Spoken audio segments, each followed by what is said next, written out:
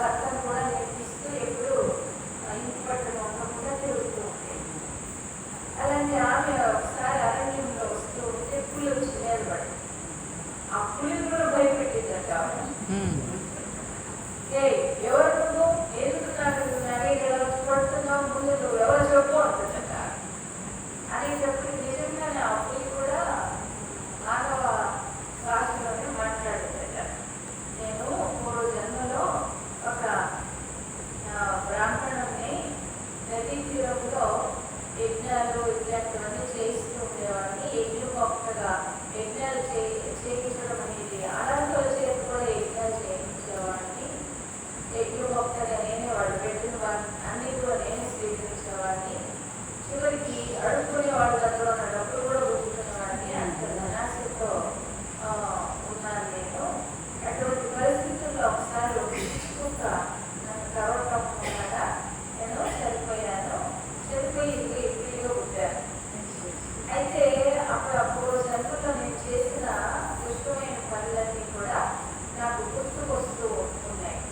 అందుచేత కనీసం ఈ పులి జన్మలో అయినా నాకు ఎదురుగా వచ్చినటువంటి వారిని ఆహారంగా స్వీకరిస్తూ ఉంటాను. అయితే ఆ స్వీకరించే వాళ్ళు చెడ్డవాళ్ళనే స్వీకరిస్తాను, మంచి వాళ్ళ జోలికి వెళ్ళేదాన్ని కాను.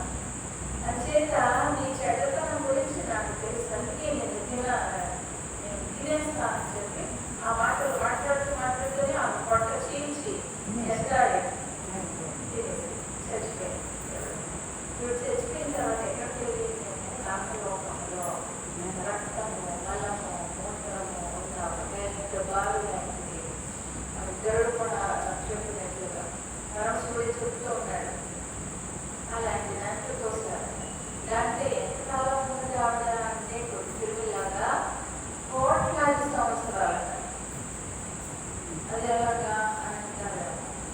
ఇప్పుడు ఏదైనా అట్లాంటి స్థితిలో ఉండటం అనేది ఒక గంట ఉన్న కోట్ల సంవత్సరాలు అలాగే ఉంటుంది కదా, ఇష్టం లేని చోట. అది దాన్ని అలా వర్ణిస్తారు పురాణాలు.